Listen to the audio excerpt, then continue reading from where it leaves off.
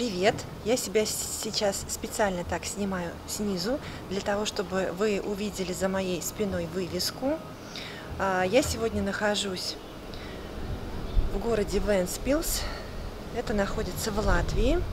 И сегодня мы собрались посетить интересное место. Называется Аматумая. Если перевести на русский, то это дом мастеров или дом ремесленников, можно так сказать. Здесь находится магазин латышских сувениров. Также здесь еще есть экспозиция о школе, которая находилась в этом старинном здании еще с царских времен, очень давно. Вообще само по себе здание историческое, имеет свою интересную историю, пережила даже в своей истории пожар.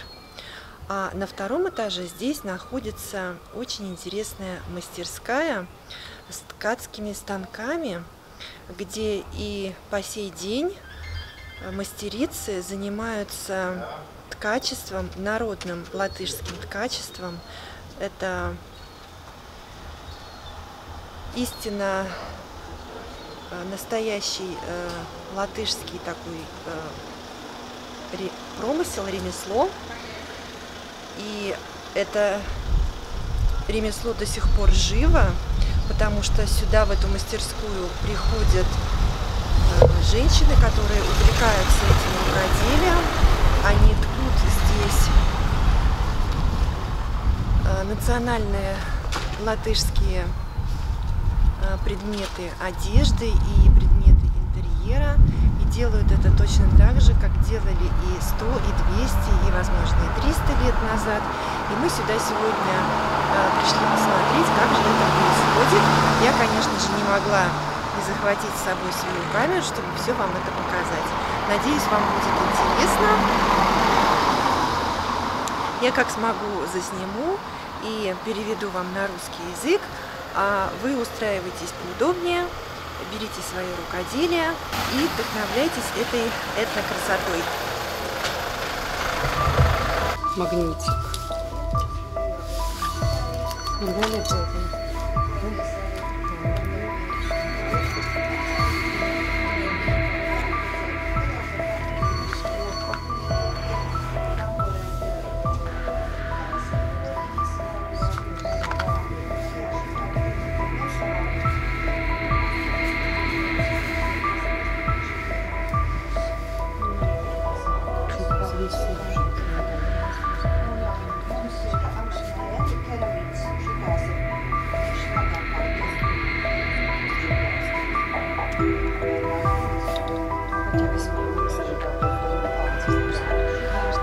Смотри, свитерочек, Роб. Свитерочек. Но этот посложнее, чем я вязал, потому что он с жаккардом. Ну, сколько вот такой стоит? Ради интереса. Бесценный.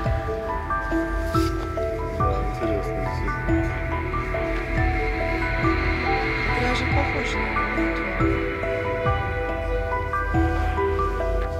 Да, я знаю это. Производитель. Да, Ксения ими торгует. Ну и вельчики тоже есть.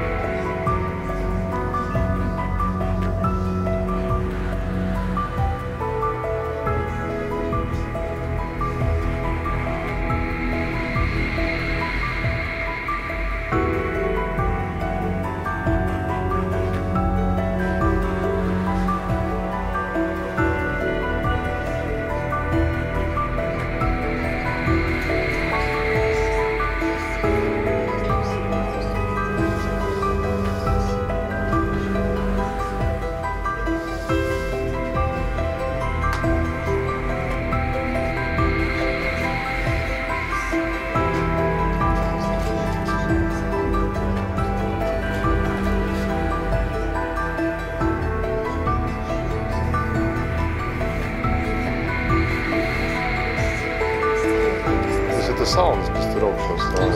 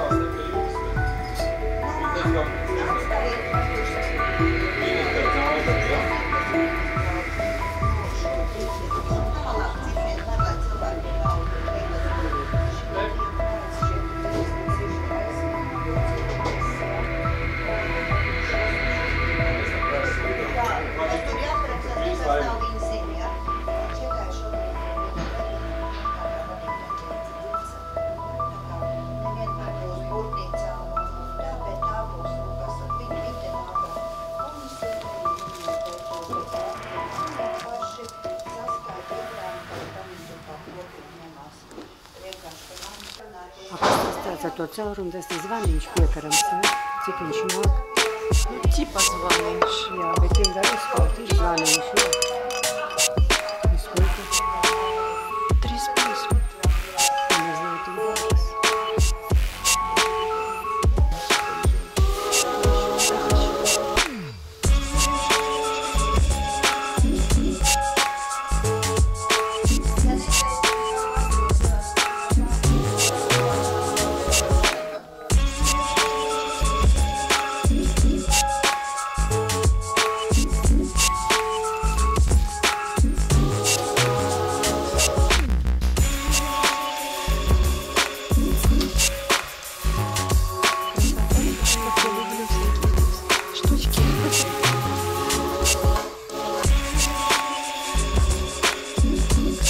Это же тоже смола. Это же тоже из смолы делается. Сейчас это очень модно.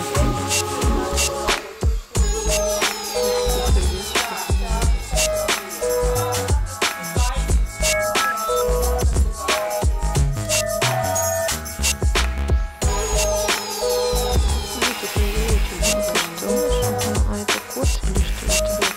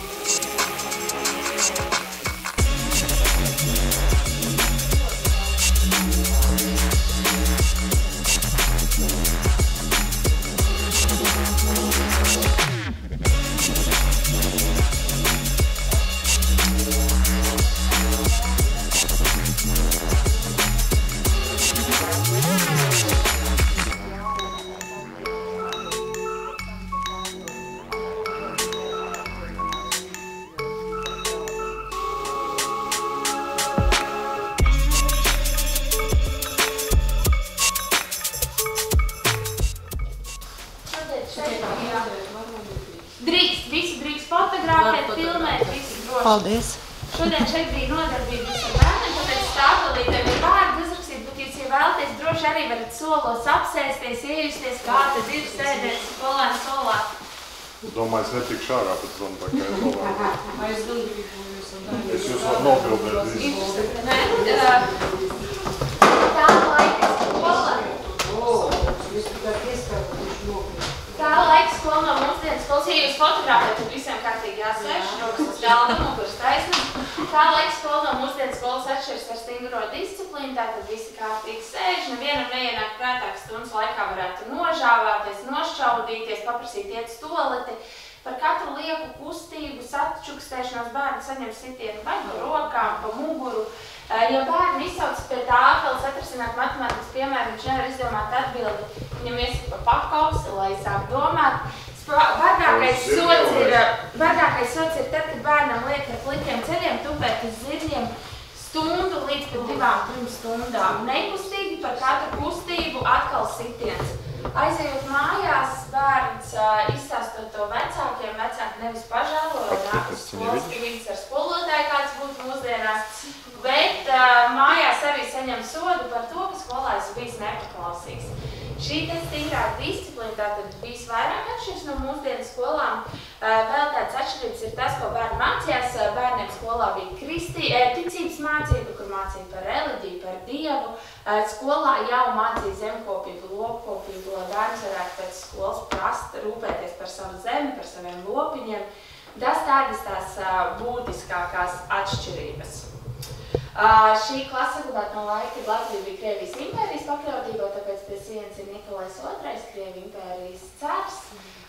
Sākumā, kad skola atvēra 18. gadsimtā, tad tā tika atvērta vācu tautības bērniem, tad mācības notika vācu valodā.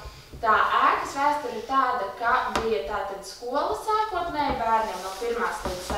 klasei. Pēc tam skolai piešķīra lielākas telpas, skola atrada sev, tātad pārvācās citām telpām. Tad Otrā pasaules kara laikā šī ēka tika izmantot kā noliktava, kur glabāt ieročus karavīriem, visi logi bija aizmūrēti. Un, kad arī karavīriem vairs nevajadzēja, ēka atkal palika tukša. Un tad ēka pārciet ugunsgrēku. Nav zināms, kāpēc ugunsgrēks sākās, bet ēka visa nodega. Tas, kas visvairāk tika izpostīts, tas bija viss jumts konstrukcija, un jumts bija tas, kas palīdzēja līdz ugunsgrēku laikam to ēku kaut cik saglabāt tādā normālā stāvoklī. Mēs pēc tam iesim gaitenī arī griestu sīs var paskatīties, tās ir saglabāts no ugunsgrēka laika, kā atmiņa, ka tas ugunsgrēks šeit ir bijis. Savukārt grīde, kas ir gaitenī, tā ir oriģinālā vēl no skolas laika, tā ir visu pārcietusi, gan karavīrus, gan ugunsgrēku, tā ir oriģināla. Un tad, kad ēka nodega, tad tā palika par tādu lielu graustu. Skaidrs, ka bija jautājums, ko ar to darīt. Bija pirmā ideja to nojaukt, bet bija cilvēki, kas iestājas par to, ka šo ēku vajag atjaunot un izveidot šo muzeja amatu māju. Un tad šajā vasarā mēs svinējām 16. gadu, kad šeit ir amatmāja mūsu muzejs. Tāds. Varbūt ir kaut kas par skolu, kas interesē, varbūt par šo telpu, ko es nepastāstīju.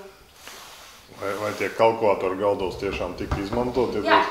Matemātikas stundās, jeb skaitīšanas stundās tiešām bērni izmantoja skaitīkļus, kas stāv zem katra galda. Arī tagad, kad es esmu vispār muzeja pedagogs un es vadu bērniem nodarbības, un tad šeit es vadu nodarbību, kura ir tāda 19. gadsimta stilā, kad bērnam jāiejūtas tajā laikā, un es savukārt tad esmu 19. gadsimta skolotāja, un arī tad mēs mācāmies ar skaitīkļiem. Vai jums arī apģērbs ir attiecīgs? Jā, protams, ir apģērbs, viss attiecīgi, lai to sajūtu nodot. Jūs arī izmantojat tos kociņus un zirņus? Zirņus, jā.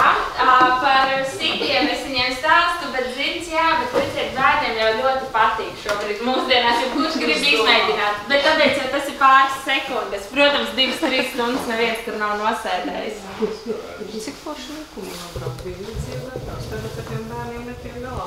Jā, un tas, ko mūsdien bērns nesaprot, viņi uzdod tos jautājumus tāds, bet kas bija runājis skolotājai pretī, vai kas bija gribējis skolotājai, bet nevienam neienāc prātā, ka tā var. Saka, arī tev nevajadzētu ienākt prātā, ka tu tā vari, tas nav normāli. Bet, jā, redz, tas bija disciplīna, kas nāca no mazotnes, no mājām. Mājās bija stingrāka disciplīna, uz ielas bija stingrāka disciplīna skolā. Tas bija visur tā. Un tāpēc viņam nebija kaut kas jocīgs atnākot šeit, ka pēkšņi jāievēro. Runāt pretī skolotāju pieņemšanu. Jā, tieši tā. Un plus vēl arī vecāki, redziet, uzskati arī, ja šobrīd tiešām ir tas ļoti normāli, ka bērns var atnākt mājās kaut ko izsāsīt pa skolotājiem vecāks kā puķis, ies skolas strīdēties, nenoskaidrojot, vai ir taisnība vai ne. Agrāk tādas situācijas nebija. Skolotājiem taisnība, viss nav, tu nemācījos uz te skolot, neviens neapšaubīja to vispār. Nu jā. Tas ir vispār, ka tā runa, tagad tas viss ir atšķirāk.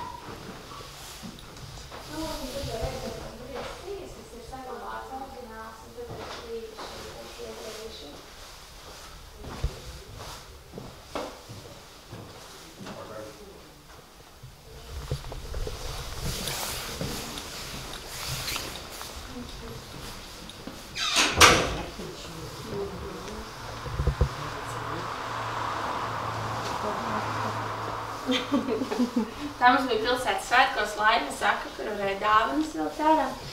Tad vēl mēs rakstām daudz dažādas projekts. Viens no projektiem ir mūsu Ventspils tautas tērps, kas pagājušajā gadā tapa. Ventspilniecēm tautas tērps ir īpašs ar to, ka ir šī sarafāna daļa, nevis tikai brunčs un svītras iet horizontāli, nevis kā ierasts vertikāli. Tas, kas vēl projektā šobrīd top, tā ir sleņģene, tātad metāliska josta, un vēl vajadzētu būt vēl divām millēnītēm pa virsu. Un tad tas tērps būs tāds nokomplektēts. Mums Ventspilniecēm ir viens no dārgākajiem tērpiem. Tā, tad iesim tālāk šeit. Kā es minēju, mēs katru pilsētas svētkus svinam jubilejas, dzimšanas dienu amatmājā, un te tā var īsi ieskatīties, kā mums ir pa gadiem gājis, kādi notikumi bijuši.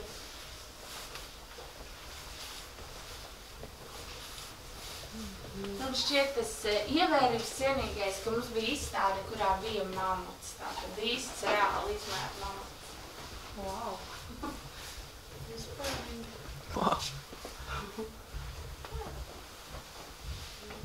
Tajā laikā vēl tur, kur šobrīd amatmāja, tur bija izstāžu žāli, un savukārt, kur izstāžu žāli, tur bija audēja darbnīca. Un šobrīd viņas samainīca vietām, audējas ir paņēmušas platību, izplatušās, un viņām šeit vairs nebūtu vieta. Tad, kad ēku atjaunoja, kad veidoja šo muzeju, tad arheologi vēra vaļā visu, kas zem grīdas dēļiem ir apakšā meklēja, skatījās, atrada dažādas lauskas, traukus, rotas lietas. Tā vērtīgākā, nozīmīgākā lieta, ko atrada, bija tad maza zelta saktiņa, kas ir īpaši, ka saktai tajā laikā visām saktām rotām lika šīs te meistara zīmes. Šai saktai nebija meistara zīme, kas, nozīmē, ka visdrīzāk viņi ir kaut kur slepeni uztaisīti, slepeni dāvināti, kaut kas tāds. Bet sakta kļuva par mūsu logo, kad nāk uz durvīm virsū, tad arī ir amatmāja ar lielu saktu.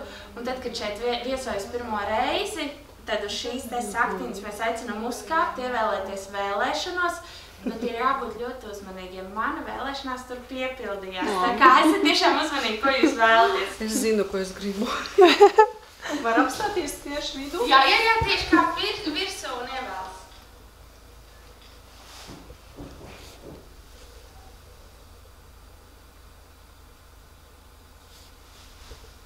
Bija garš saraksts. Nākamais.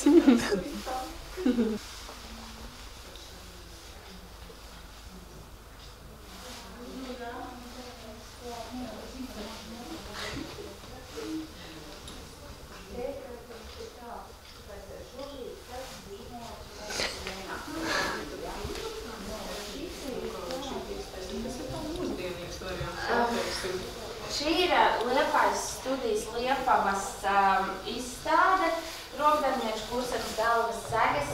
Tad, kad viņas iekārtoja šo izstādi, tad viņas teica, ka šie te ir tādi, kā tiešām līgavām tajā laikā bija tās galvas rotas. Es gan jūs gan esat pirmā, kas man par šo te tieši par tām pērlītēm prasa. Godīgi teikšu, es nevaru apgalvot. Jūs bija zīntars, bija sudrabs, kaut ko tādu. Jā, es vēl arī, piemēram, šīm te tās atlas lentītes, tās es arī zinu, ka vēsturiski viņas ieveda, un ka tā, kura bija bagātāka, tā varēja tur vairāk rotāt, jā, un atļauties to par tādām pērlītēm. Es godīgi atzīšos, ka es nezinu. Tas ir tikai, ko man tās autors arī teica. Bet, šī tātad ir tā kursams galvasvaga izstāde. Tas, kas ir tāds, varbūt interesantākais, ir arī tās kaspīnas, matulentes, ko lika arī ap galvu. Tā kā droši šeit arī var fotografēt, visu apskatīt, kā tad Liepājniecēm ir izdevies.